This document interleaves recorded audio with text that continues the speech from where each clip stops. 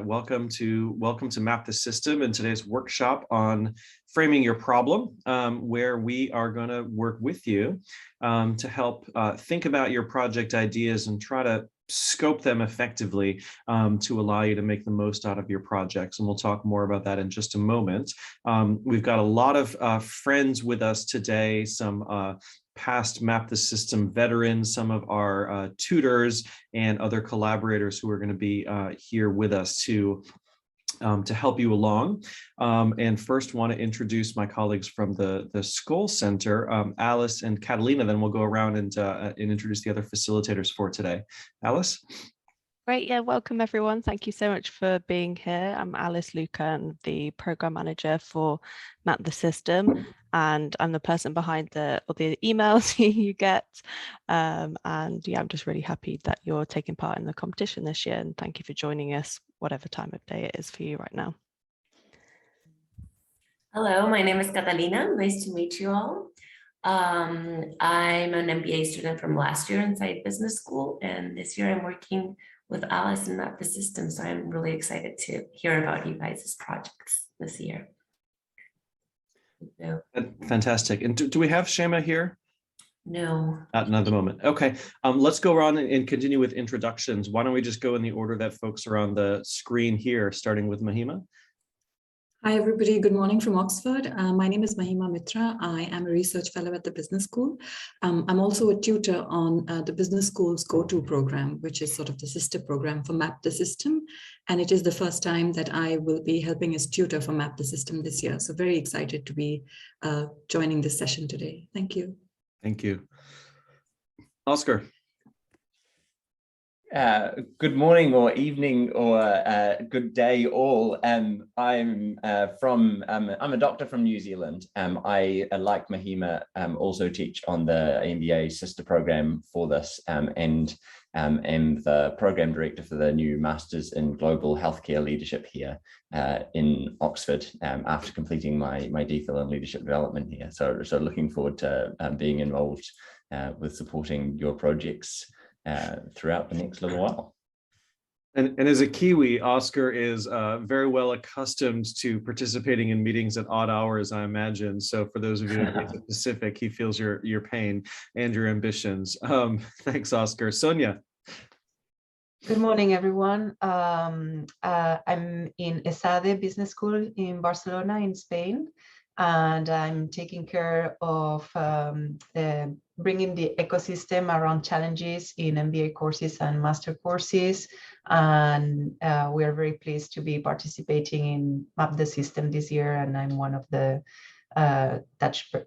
contact points for Map the System in the school. So very happy to be here today. Thanks, Sonia, and welcome. I think I speak for many on this call in saying that I wish I were also in Barcelona at the moment. So lucky you. Ellen, hello. Hi, hello everyone. My name is Ellen Wang. I'm the Faculty International Manager here at Leeds University Business School. And sunny greetings from Leeds, which is very unusual for Yorkshire weather. But there we have it today. So it's a good start of the day, at least for UK perspective. This is our first time participating as a participating university for Map the System. And I've already seen some familiar names and perhaps faces later on to represent Leeds as well. So I'm very happy to be here as a facilitator today and really excited to continuing collaborating on Map the System projects going forward. So nice to meet you all. Ellen, thanks so much. Amanda, over to you. Yes, hello, everybody.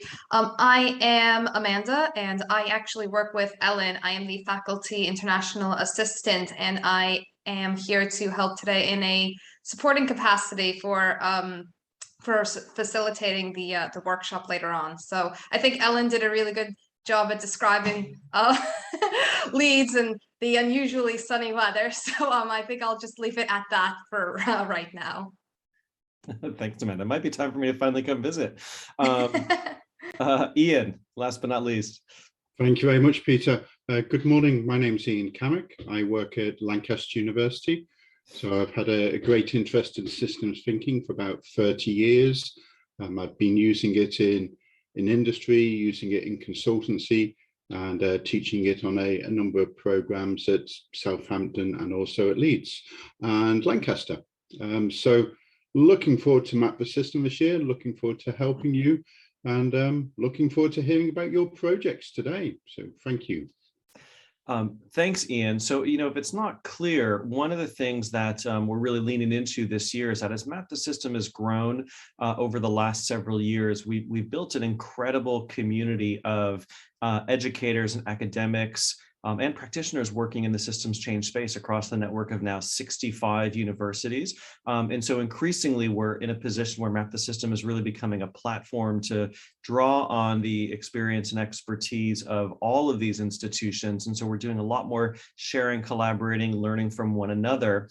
And we're also going to make the focus of the focus of today's session as well, in which we're going to try to give you all a chance to meet with some of your fellow participants from around the world and do some really exciting network building. So a quick overview of what we're going to do today. Well, this is the overview. What we're first going to do is have previous veterans of Map the System talk a little bit about their experience and give you a bird's eye view of what it's like, what they would wish they knew when they set out to do this at the beginning, during their time as a participant. I'll talk for a little bit about sort of taking a systems view and maybe some tips on framing your problem effectively. We'll then spend a bulk of the time in a group activity. And so rather than working in your teams, and I know some of you are here with some of your team members, but many of you are not, we're going to mix you up so that you'll be in breakout groups with participants from all over the world. We'll have a really nice activity together to share some of your ideas and to help one another on framing. And then during those breakout sessions, all the wonderful facilitators who you've just met will be dropping in to be sounding boards and to help you through the exercise. Then we'll come back together and kind of share some reactions and some learnings from all of you, give some feedback. We'll hear words of wisdom from some of our facilitators here and talk about next steps. So we're going to go for an hour and a half. And then right at the end, what we'll do for anyone who still has the time is that you're welcome to hang around for a little bit, and we'll do random breakouts so that you can do a bit of networking. And some of us will also hang back to answer any further questions that you may have. So it's going to be an action-packed and then hopefully very rich discussion today. So what I'd like to do first is turn it over to Catalina, who is a member of the Skoll Center team now and an Oxford MBA graduate, but someone who also has been a participant herself in Map the System to talk a little bit about her experience. Catalina. Thank you, Peter. Hello, everyone. Can you see me? Yeah. Okay. Sorry. Yes, I was a participant in Map the System in 2018, so a few years ago. I got interest of participating in the program as I was in a conference with some friends about education. We started talking about the gender gap inside the classrooms, and we decided to start researching about this topic more on a weekly basis and getting together to discuss it. And then is where we heard about Map the System. We decided, oh, this is a great opportunity for us to profound our knowledge in this topic that already interests us a lot. So we decided to go together as a team and deepen our knowledge. I still think we should have been more specific in the topic. We did it, the gender gap in the classroom in all of Chile, and I think we should have dedicated ourselves more to a type of school that we wanted there, because then it would have helped us much more in this diagnostic phase to understand better the problem. After doing Map the System, we decided to go forward with an intervention in this time. So we created a foundation that's been working until now. But since then, the foundation has evolved in many ways. So the initial focus of only gender disparity in the classroom has evolved to including diversity and LGBTQ matters in the classroom. And now it's also evolved to include different sexuality programs inside the classroom. So what I've really learned about doing the Map System is that it's when you're mapping, it's not something static that will stay like that. It's very important to understand the relationships and what happened and how this changes through time, and how it's more of a movement of things rather than this is what's going on. And that has helped us to continue evolve our program during the years. So I'm really excited about the opportunity all of you have to start mapping your system, see what's out there, and see how what you guys want to do afterwards with that information. So excited to read all about your projects. Thank you, Peter. Thanks so much, Catalina. And Catalina is originally from Chile, which has recently elected a 35-year-old president.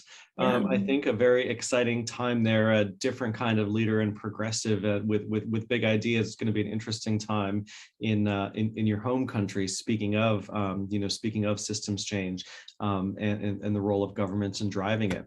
Okay, so I want to chat for a little bit, and welcome to those who have recently joined us. We have just about 90 participants now, and I'm seeing some familiar names from just this week. So some of you who have been participating in a lot of the great workshops. We had a food systems workshop with Angela Hansen on Tuesday. Thanks to all of you for turning up again, and we're going to try to continue to do stuff like this, both focused workshops like this that are meant to help you advance your projects, but also workshops that are going to bring in this wonderful community of practitioners and academics to share both some kind of case examples from the real world, like in food systems, as well as some other methodologies that you might apply to your project. So there's a lot of information on Canvas, both written information, videos, some of the curriculum that we have from GoTo that will help you with your projects. But we want to really enrich the program with lots of these optional live sessions as well. And of course, we will record them and make recordings available when possible if you can't make the times. So let's get into it. This is, these are some headlines from sort of the end of the last year as we entered, yet another wave of the SARS-CoV-2 virus in this pandemic, and another wave of anxiety and uncertainty, in some cases, restrictions on our movements and even lockdowns and things like that. And, almost 2 years in, it was an exhausting experience for all of us. And of course, we realize the thing is not over yet. At the same time, there are some green shoots and ways that we're starting to move forward. And the thing that we believe is that the pandemic, which of course is itself a wicked problem, has also uncovered a lot of other, tough systemic challenges or flaws in our systems, our social systems, our economic systems, our healthcare systems that have been present for a long time, but have really now been brought to the surface. And so if you think about the economic crisis the pandemic triggered, if you think about the racial justice, movement that has really been sparked anew since 2020 in conversations around systemic racism, if you look at all the different ways that we've seen widening of inequalities around the world during this pandemic, all of these have been brought into stark relief, right? But none of these problems are new. And this is the thing about systems, that you don't necessarily notice them. They're invisible until something goes wrong. So there's a supermarket in the UK in early 2020. And, for some on this call, this may not have been a familiar sight until the last couple of years. And, this was a time when folks were panicking and stocking up on toilet paper and other goods, and supply chains were disrupted initially, by the pandemic. That, of course, has continued. And, for many of us, we may not have necessarily thought about where a lot of our food comes from and all that goes into the production and manufacturing and packaging and retail and distribution. You sort of take for granted. You can turn up at a supermarket or go onto your phone or whatever and get what you need when you need it. And it's only when something goes wrong that you actually realize how fragile these very complex systems are. Now, of course, this is a technical system where you see the supply chain having sort of broken down. And then you start to realize all the complexity that goes into it. And social systems are not dissimilar to that. So a big part of your Map the System experience is going to be trying to interrogate, to explore the invisible architecture of systems. What are the, what are the patterns? What are the structures and rules or norms? What are the mindsets and beliefs that are holding the current status quo in place? What is it about the way we collectively see the world that allows for sometimes unjust practices to continue? Because ultimately, where transformational change can come from is by doing things that can influence those deeper invisible forces in the system. Tanella Meadows is the godparent of systems thinking in the social sector. Some of the readings we've recommended on the Map the System Canvas site are certainly there. And she put it this way, very similarly to what I just said. Basically, the world is one massive interconnected system: ecological, social, psychological, economic, etc. We want the world to be controlled and controllable and predictable and machine-like, and unfortunately it's not. And in return, it sort of sometimes feels unpredictable and chaotic. And there is a middle ground, and that's really understanding the patterns and unique behaviors of systems. But she posits that our inability to recognize the fact that we're living within these complex systems and being able to navigate those things is at the root of most of the things that are wrong with the world today. And our goal in Map the System is to help you develop your own, sort of muscle in systems thinking, and use that toolkit to be able to generate new insights, to see opportunities that others don't, and hopefully to foster a new kind of leadership within you that's about bringing people together and fostering collective actions. A lot of the way that we're sort of taught and socialized to solve problems, and we're sitting within a business school, so we certainly see this. We've got a lot of doers and problem solvers and action-oriented kinds of people, are to take a problem and to break it down into its component parts or its steps, and then move on through and solve that problem. And then you've done it and you move on to the next thing. When we talk about wicked problems like food poverty, like climate change, like healthcare inequality in the context of a pandemic, things aren't so simple. Though there's not necessarily a clear path. There are lots of interactions that may cause a well-meaning intervention in one part of the system to cause an unintended consequence that may be harmful in another part of the system. And without taking that broader view, you can often get yourself and others into trouble. And so we really want to encourage is a different way of thinking that's rooted in an understanding of system. So that means moving away from a linear thinking to starting to think about circular thinking and how patterns of cause and effect can actually reinforce one another. We want to move away from a reductive thinking kind of analysis to thinking about synthesis, how all the different pieces fit together. Catalina talked about the importance of relationships and the importance of looking at systems and even your maps as living, evolving, changing things. And that's super important. So, systems are composed of three things: elements, which could be institutions or stakeholders or what have you; relationships, those are flows between those different elements of the system, flows of information, flows of resources, power dynamics. And then finally, a purpose. And all systems, whether explicit or implicit, do have a kind of function or a purpose, and understanding that is a really powerful way to begin to shift things.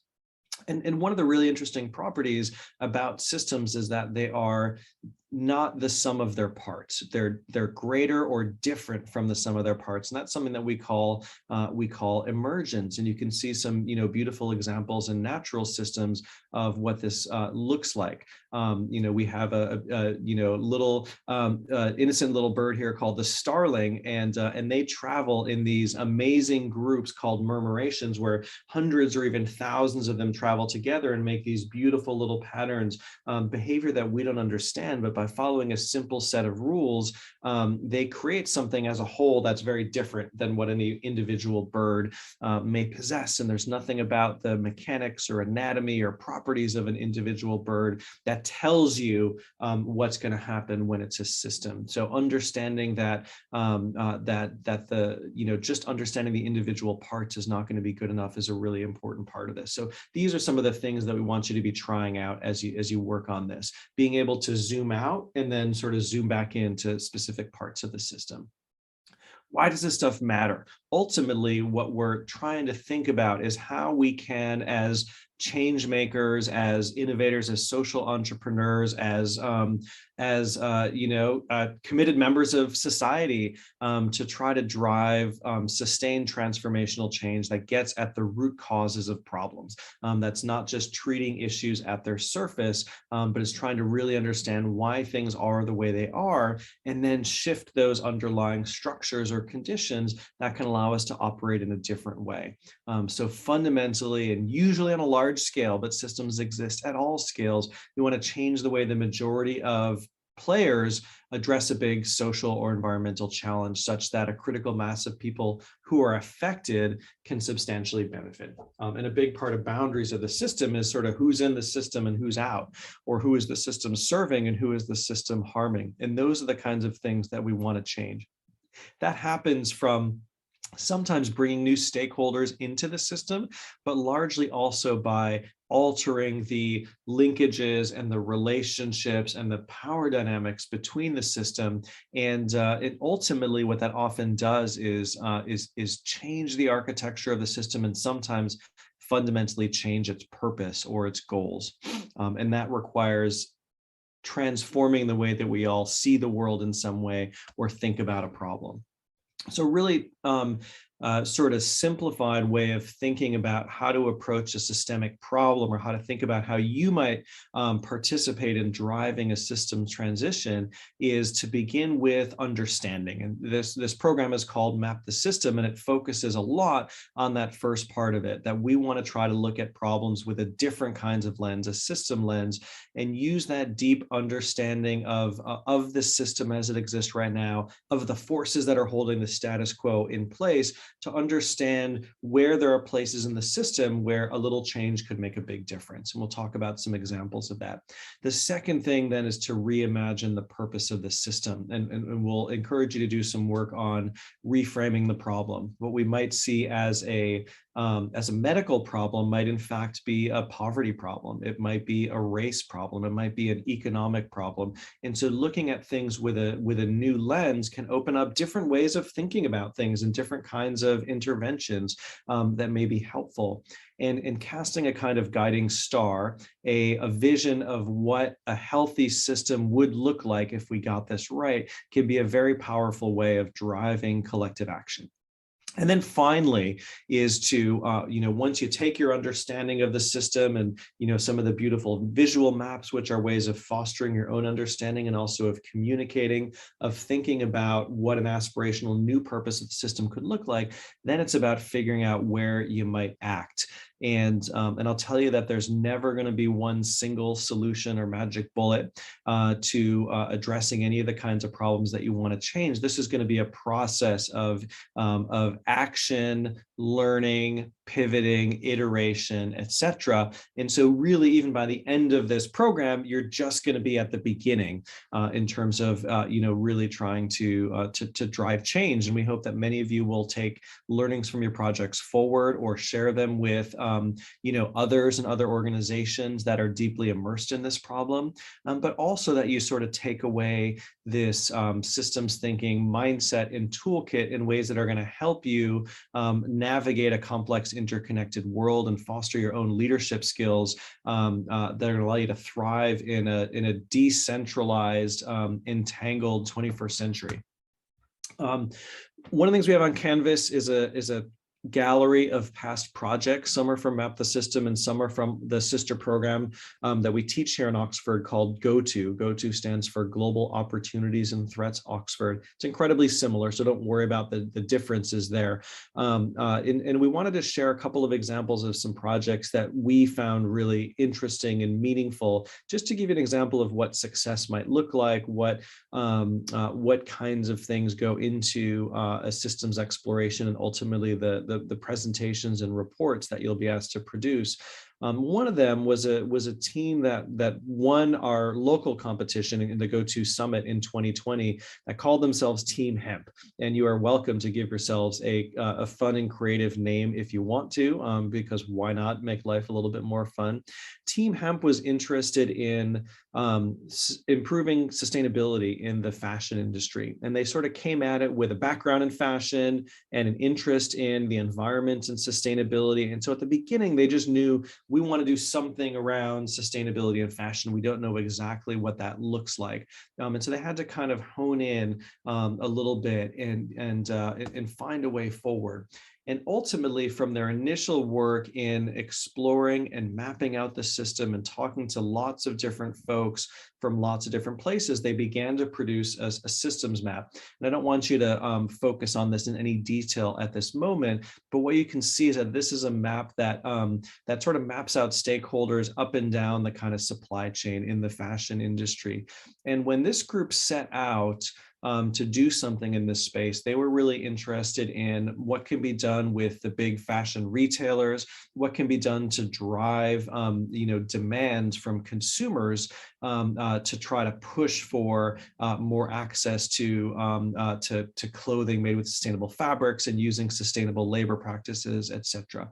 And what they found actually when they started to map out the system was that, number one, there were already a lot of things happening in that particular space, that there was a lot of action, and some of it wasn't having the kind of impact that you would have hoped for. But when they looked at the entire system, they realized that if you go further up the value chain, further upstream, and I don't know if you can see my cursor here in the kind of upper right, that they realized that actually there was an important blockage upstream whereby the designers of a lot of the clothing and the garments that are ultimately sold on the shelves of the big kind of fast fashion retailers were done under incredible time pressure, because it's always about capturing the latest trends and getting them onto the shelves as quickly as possible. And they work from these things called technical packs, which are basically files of software that have a whole bunch of different fabrics within them, and it allows you to do your designs relatively quickly. Well, there were no technical packs that were specifically dedicated to fabrics that were produced sustainably using sustainable materials, or the information wasn't there. So even if they wanted to, it was very difficult for them to kind of get the information they needed to do so in a way that could then allow all of this to happen. So this issue, this blockage upstream in the system, was making it difficult to drive change everywhere else in the system as well. And so ultimately what Team Hemp discovered as they sort of developed their guiding star, which was how do we enable a transition to sustainable fabrics through changes in the production stages of the value chain, that allowed them to think about how do we unlock change from that particular part of the system. Ultimately, a couple of them went on and started a social venture, which is dedicated to simply producing technical packs that use only sustainable fabrics that can allow designers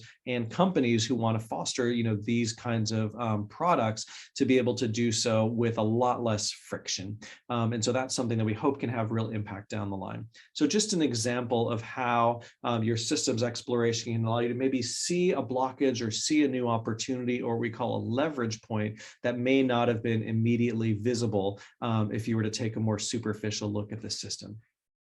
In Map the System, this year we've given you a kind of a framing we call systems reset. And the thinking here is that we're living in this era of multiple mutually reinforcing systemic crises that we're not necessarily caused by the pandemic, but kind of unleashed or precipitated or brought to the surface. And so we've seen profound, economic changes, financial crisis, deepening inequality within and between countries. We've seen obviously a real strain on our healthcare systems, a tremendous amount of scientific innovation, but not always getting to the people who need it the most. We've seen setbacks and a lot of other healthcare gains as systems can't cope and address other diseases besides COVID. And so kids are not getting vaccinations, and AIDS care is being interrupted, and cancer care is being interrupted. In the social side of things, we've seen all kinds of issues around inequality, around a reckoning with racial injustice, around disruptions to education, and really widening inequalities in the way this has affected children in ways that could have generational types of impact. And then, of course, the climate crisis, which is looming and accelerating despite everything. And in some ways, I believe that the pandemic could be a dress rehearsal for how we could address the climate crisis or other 21st century problems through kind of global cooperation. Our track record so far hasn't been amazing, but there are some real lessons about how to do that. So we want you to, choose any issue that you care about, but maybe to think about things in the context of what's happening in the world right now. And in particular, because all of these invisible systems problems have been made visible, how do we harness what might be an opportunity right now to drive really significant change? Everybody kind of wants to get over this and get back to normal, but there's no quite going back to normal. And now we can recognize some of the shortcomings of the way we were living before the pandemic. Maybe there's an opportunity for us to think differently and to push for bold change. So I want you to ask yourselves every week as you're going through Map the System, are we being bold enough? This is a space, this is a sandbox for you to really think differently, to think big, to think outside the box, and to say sort of what if. I want to talk about now framing your problem, and then we'll move into the exercise. So this is a useful set of questions to ask yourself. First, to make sure that the topic you choose is truly a systemic challenge, that it involves the complexity of a system and kind of the inherent messiness that is essential to be able to navigate and understand to have success in this world. And so the first question to ask yourself is, what is the nature of the challenge? And if the answer to that is, well, the challenge is pretty well understood. We generally know what causes it. And there's a pretty good consensus about what needs to be done or what the effect of that action will be. If that's the case, maybe you're looking at a business problem or something a little bit simpler, and that's not necessarily what you want to do. If, on the other hand, you answer on the right and you say, well, we don't really even understand what's at the heart of what's causing the challenge that we're interested in, that if we polled a lot of different people, we'd get lots of different answers. So we don't even understand the problem, much less what to do about it. How are people engaging with the challenge? If you were to poll 10 folks deeply steeped in this particular challenge, would you get very similar answers? Is there a lot of consensus about what needs to be done? If not, if a lot of people are saying different things where there's divergence of opinion, that typically is the kind of space that you want to be working in. And so if you're not, you think about reframing your challenge in the way you're defining it in some way. What's the nature of the environment? If the issue area and the problem is relatively self-contained and it's not evident that there are interconnections with a whole bunch of different systems or different sectors, that the environment is pretty stable, that's maybe not where you want to be. But instead, if you can sort of see how your problem bleeds into and influences lots of other systems or lots of other problems, and how other sectors are influencing your problem. So if it's something around access to affordable healthcare, you can easily see how food insecurity might lead to more disease, how poverty might keep people from turning up to the health center until it's too late. And so you can see how other forces are influencing what you came to think of as as a health problem. So that interconnectedness is a kind of a signatory of systemic problems. And then finally, what's the nature of your intended goal? What does success look like? If you're thinking this is something we can fix in the short term, in 3 months or 6 months or 1 or 2 years, then maybe that's not the right kind of framing or the right kind of problem. If instead you're realizing with some humility that this is going to be an effort that is going to take probably years, and there are going to be some fits and starts and things that need to happen over time, that's typically in the space of what it takes to address wicked problems. So just go through and ask yourselves those questions. And if you find yourself mostly on the right, then you're in a good space to begin. And you can begin to try to then frame and focus from there. If you find yourself more on the left, it's worth having further conversations about what you're trying to accomplish here. Systems all have boundaries, and in social systems, those boundaries to an extent are reasonably subjective. And so it's going to be on you to determine what lens you want to use to look at your system. And I talk sometimes about Goldilocksing the problem or the system. And so many of you may know the story of Goldilocks, who wanders into this house of 3 bears, and she finds 3 bowls of porridge, and one of the bowls is too hot, and one of the bowls is too cold, and one of them is just right. And it goes on the story. And I think there's a little bit of a parallel here, whereby if you frame your challenge in a way that is really, really broad, we want to address health equity or access to healthcare everywhere in the world. Because half the world's population nearly doesn't have reliable access to healthcare. Okay, that's great, and that's a great ambition. But if you're looking at it that way, it's really difficult to dig into what are the bottom-up kinds of forces and experience, what is the cultural and the social and the economic and the political context which is driving things. And ultimately, what may be driving unequal access to healthcare in London may be very different, than what's driving that in rural Rwanda or some other place. So oftentimes, taking a grand challenge or a big problem, but saying, let's look at it in a specific geography, place, country, region, or even community, because those are all systems that we know something about or have some familiarity with, that can allow us to really dig into the richness of the context, which is so important in understanding systems, and ultimately change ideas that you come up with may be applicable much more broadly if they can be adapted to that specific context. So trying to solve a huge problem everywhere all at once is probably not only too ambitious, but it just forces you to take a very superficial look at the system. So one way you may want to think about things is focusing around a geography or a place. You may want to focus around a specific industry, as Team Hemp did, looking specifically at the fashion industry. So there are different ways to take a big problem and give it just a little bit more focus so that you can understand the context. If you frame it too narrowly, going back to that previous slide, you're probably going to end up on the left-hand side of those questions where you're not necessarily in the realm of systemic problems anymore. And we see that a lot where, a group may look at how a problem is affecting one specific company in some ways, and ultimately becomes sort of a business problem or something that is relatively narrow. Then you need to kind of zoom out a little bit. There's no exact right answer for how to do this with your own specific challenge. It's going to be a bit of trial and error. It's a lot of what we're here to help you with, but ultimately coming to a place where you can frame your problem in a way that it's about right sized, where it is systemic and messy and contested, but also where you can really dig into the context, where the stakeholders are not government, but specific agencies or individuals within government, not just community, but specific groups or types of community leaders and civil society organizations, et cetera. That's kind of where you want to be. And ultimately think about feasibility of what you can actually do between now and April, when you're going to be presenting this as well. You can't necessarily boil the ocean. This is not to say to constrain your ambitions, but the right level of focus will actually allow you to get a lot more out of the project, and ultimately, I think, drive more change.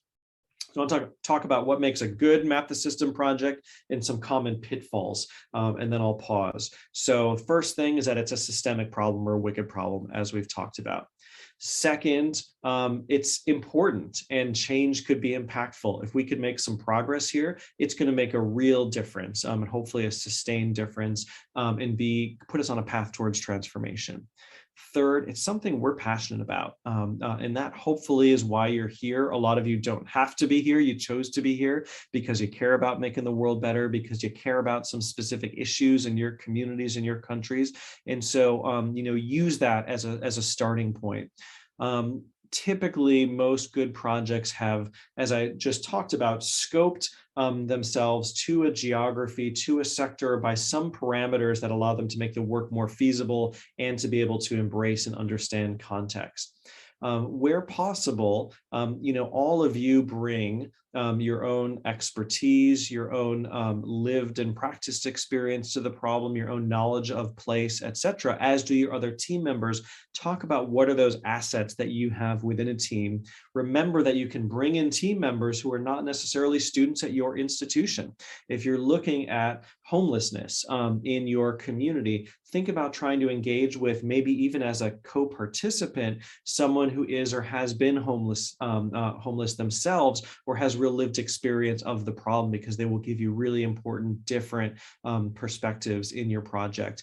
To say that we want to focus on somebody else's problem halfway around the world in a place we've never been and don't really understand is not necessarily a recipe for success. So do something that in some ways is close to home, and realize that even though you have a lot of learning to do, you can draw on your existing kind of expertise, knowledge, networks, etc. And then finally, we're ready to enter into this with humility, that we're not coming in with all the ideas. We don't want to lead with a solution, that we're willing to challenge our own preconceptions about what the problem is or what's driving the problem, and be open to differing perspectives that might help us see things a little bit differently. Some common pitfalls, I've already talked about making the scope way too broad, in ways that you can think about focusing in. Something we see a lot is going in with a set solution. So there may be something that you know about or that you've read about, a new technology that's really exciting and really promising. And so a group may come in saying, how can we do more to promote hydrogen technology for net zero goals? And what you're doing is instead saying, we've got a solution. How do we frame the problem in a way that can advance or scale our solution? That's not the right way of thinking about it, because what you do automatically is put these blinders on, and you sort of narrow the scope of the way you're looking at the system, all to be driven by that solution. So you may have some ideas, but just set those to the side right now and ask yourself, what's the problem we're trying to solve? And why is it as important? Why is it important? And what would success look like? Not more hydrogen, but a world in which we're able to operate efficiently, and our transportation looks different, and we're not putting carbon into the atmosphere. What does that kind of system look like? Then you work back and say, how do we get there? Third pitfall is focusing too much only on the experts. And we hope that you are able to meet with and learn from a range of people during your exploration. And that will be sort of up to you, and how deep and how broad you're able to go with the time that you've got. Folks like Oxford professors and professors at universities have a ton of expertise and can really help you. But we want to encourage you to look at lots of different stakeholders. You have to map out the stakeholders. Say, we want to try to talk to at least one person representing a lot of these different groups, because they're going to have different worldviews, different incentives, different senses of what the problem is. And in particular, when possible, don't ignore those who are affected by the system or have lived experience of the problem. They'll usually have the best ideas about what to do about it. No offense to us academics. So think about challenging yourself in that way, and talking to different kinds of folks throughout the system. And then finally, we do focus a lot on making systems maps as a part of this. They're useful tools. They can be really great for helping to communicate an understanding of complexity, but they themselves are just a tool. And sometimes it's easy to kind of look at this in a way that's too conceptual or too abstract, and just says, here are our stakeholders, here are the connections between them, here's where we want to intervene. We have to understand that there are power configurations that explain oftentimes why things are the way they are. And no matter how messed up or harmful a system may be, somebody is benefiting from this current status quo. Somebody is benefiting from the system as it exists right now, whether intentional or not. And I would challenge you to find an example of a deep systemic change that occurred without some kind of reconfiguration of power, bringing new people into the system, giving voice and power to those who have been marginalized, or in some other ways thinking about power differently. So that's a little bit more challenging to sometimes map out. We'll talk about some ways to do that, but think about power, who has power in the system, who lacks power, how might we change that, but what might the implications be of that? You know, a lot of the reason that systems stay stuck in place is that certain groups are going to be resistant to change because the system is working for them. And if you ignore that, you do so at your peril. Okay, that was a lot of stuff. And I know I went a few minutes over, and I apologize for that, Alice. It's probably not the first time I've talked too much. I'm happy to take questions, but maybe what we'll do in the interest of time is you can pop some stuff into the chat. We can talk in your small groups and a little bit towards the end, but maybe we move into the breakout activity. Fantastic. Thank you so much, Peter. And we're really happy to hear your energy, even though you presented the exact same thing last week. It was amazing. So for the breakout activity, we're going to put you into randomized breakout rooms, roughly groups of 3 to 5 people. So this is a chance to meet other participants from other universities taking part in Map the System. So the first part is just to introduce yourself and talk about what your current project idea is. And that could be at various different stages. Some of you might be a little bit further into actually starting your research. Some of you are still in the early stages of scoping that out, and that's absolutely fine. And then we'd suggest as a group selecting one topic that you're going to focus on in the activity. That could be either one of those that you're planning to work on for your Map the System project, or we've provided 3 just example ones you could talk about as a group. So COVID vaccine inequity, unpaid labour of women, and increasing energy prices. You can also think about kind of where to focus those, whether you want to pick a certain region. But it might be interesting to sort of compare those between your group if you're based in different countries as well. So there's 4 questions we'd like you to look at together as a group. What is the problem you're trying to solve? So delving deeper into that. Who will benefit from that problem being solved? Just thinking about who else is affected by that problem. And what is the ultimate impact you're trying to have? And if you try and think back to those pitfalls that Peter just went through, that will really help you. Could you go to the next slide, Peter? Great. So I'm going to put into the chat links for the group activity, and I'll also broadcast these into the breakout rooms as well. So let me share my screen quickly.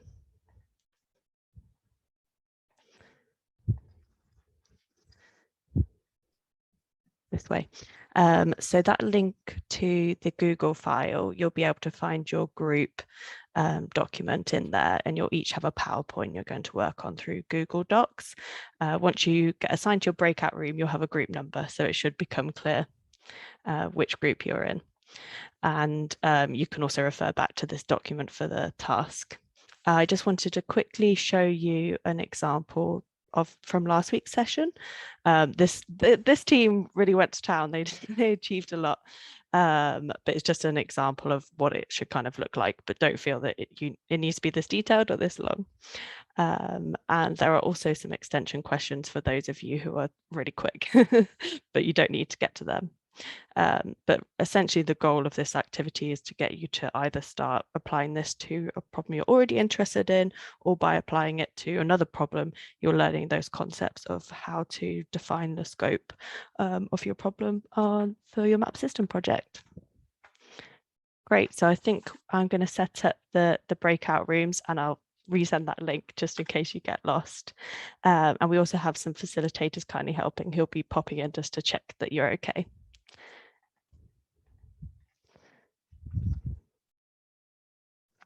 So 1 second. You should be popping into great breakout rooms now. Have fun, everyone. Back in, nice to see your faces. We wanted to know if you guys would share what you talked in the group, what ideas came up, or a learning that you had that you're like, oh, this is really important, we should take this to our group. So you could share with all of us. I would love to hear from you. So open mic, invite everyone to participate.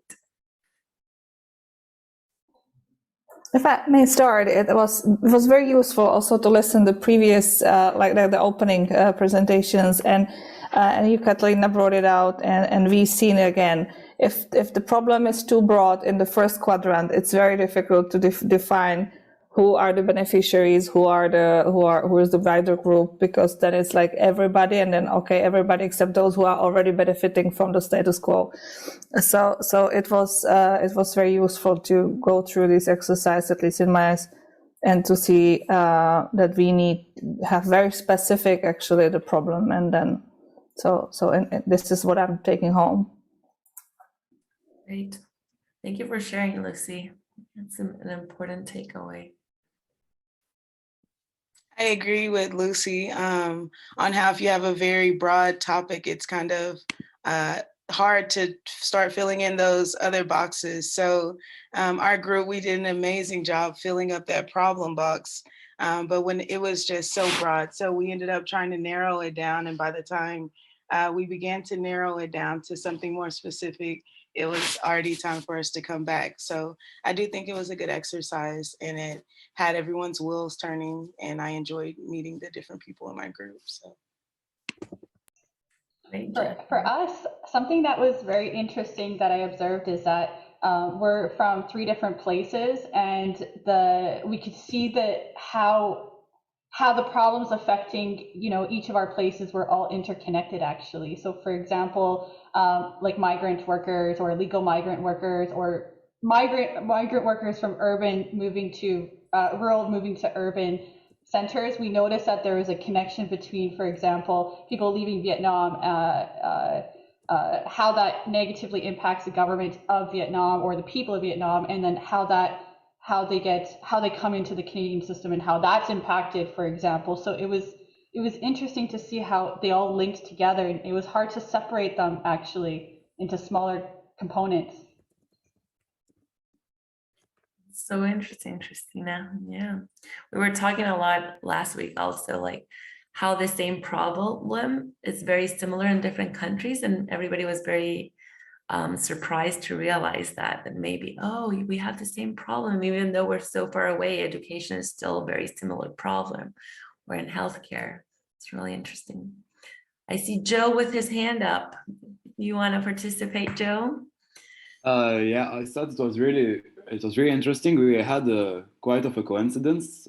We were 3 Lebanese students going in the same breakout room with 1 English student, and it was really nice. And we talked about the energy crisis, which is a huge crisis here in Lebanon. And we had the opinion of 1 Lebanese student who was abroad, 2 Lebanese students who are still in Lebanon, and 1 English student who is familiar with energy crisis, which is an ongoing crisis in Britain, and who gave us his insight, his outside insight on what's happening. And I think even though we weren't able to complete all the squares, we had, I think, a nice think tank, if I can say, about the whole problem. And with a bit more time, we could have, I think, mapped this problem a little bit more clearer, and it was really fun. Great, I'm glad, Joe. Can't believe the coincidence. I'm sorry. I would like to add to what Joe said. I was in their group. Like they had a question, like the second box, like who will benefit. My understanding is like the solution, no? Who will benefit. So they frame the problem, and then the next. So I hope this is how it is, because they were not unclear if it was like the solution, who will benefit, or if it was the problem itself, who is benefiting, no? Which in this case could be like corruption or other things. So I see Alice nodding, so I hope it was. Yeah, you're right. We spoke about that as well. We started to think about if the problem was eradicated, it didn't exist, who would benefit, but who is benefiting from the problem being there. So starting to think about that power dynamic and who has motivation to change the problem and who has motivation from it maybe to remain as it currently is. Right. Wonderful. Thank you. Thank you. Always someone benefiting from the situation stay how it is, right? I saw IS with their hand up. That disappeared though. Oh, sorry. Sorry, I didn't realize that. I just found the topic of Lebanon very interesting. And I guess, I don't know if this is something the group discussed, perhaps, but, you know, maybe even like the stakeholders of, you know, international governments, maybe places like China, for example, who are assisting in certain energy projects. I just didn't know if that is something that had come up, but I just thought I would toss that out there if that was any benefit to the group at all. Thank you. We did a similar one and also said that one of the benefits was alternative energy suppliers can flourish and increase. It's certainly where I'm at. There's more electric cars being sold, there's more solar energy being used, and there are some benefits for alternative suppliers as well.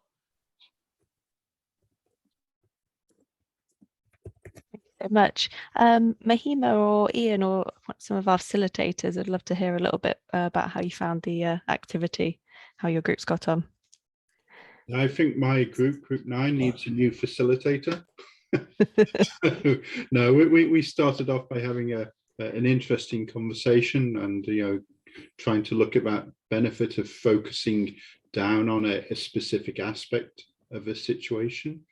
And then, you know, when we started focusing in some of the issues about focusing down onto a topic that we're familiar and we're comfortable with, that we can easily access for data and the rich understanding for, that's going to really make everyone's life easier and the entry richer. So it's trying to get that balance, isn't it, between doing something new for the exploration versus doing something we already know about. And the challenge is, when we know about it, we sometimes think we know the answers to, so we need to keep an open mind about what the systemic issues are. But apologies for group 9. I enjoyed spending time with you, and next time we meet, I'll try to ensure we stick to the time schedule. Don't worry. Mahima? Yeah, I was with group 8 and it was really, really interesting. I think, I mean, first off, I have to say everybody's ideas, you know, their own ideas, very, very interesting, very energizing. And I think, yes, we had a really good time thinking about the problem. And I think, you know, we were falling into the common sort of traps of like thinking too broadly or trying to sort of think in terms of solutions. We were very enthusiastic about solving the energy crisis. And I think it was really interesting to see how the conversation was steering towards sort of the politics of energy supply and demand. And I guess I can say on behalf of everybody, I think we did a good job of steering ourselves and sort of making sure we were setting aside our biases and assumptions and trying to really streamline our thoughts in a productive way. So I'd say, yeah, a really great exercise, yeah. Any other tutor would like to share? No. Thank you so much, everyone, for your participation today. I would like to remind everyone, in case you don't know, that we have office hours. So I know somebody had texted me like with questions and would like to see each individual cases. And Canvas will have the schedule, or can they find that there's of when we have office hours, so you can come and talk to our mentors and tutors about how your specific project. And I'm so glad that everybody got to speak with different people and learn from each other and from how this process is going to go together. So that was our main objective, for you guys to get together, create this community, and start thinking in the systemic way. I know Alice wants to say close the day for today. I will create one group. So when the session's over, if you want to do some networking, please stay, accept the invitation. And if you have questions for us, just stay in this meeting. Okay. Nice meeting y'all. Alice. Perfect. Thank you so much, Catalina, and thank you everyone for your time today and the facilitators. I really enjoyed it, and hearing those different perspectives just makes our ideas richer. And I think we can all learn a lot from each other throughout Map the System. And we're just really, really happy that you're wanting to get involved, and wish you the best of luck with your projects. So in terms of other things coming up, so most of you should have access to Canvas now. And on there, we've got some upcoming workshops. So we've got some more coming up next week with Kumu, which is a systems mapping tool. And as Catalina says, we're going to organise some office hours, which should be, those times should be available within the next few days. And we hope to see you very soon. And thank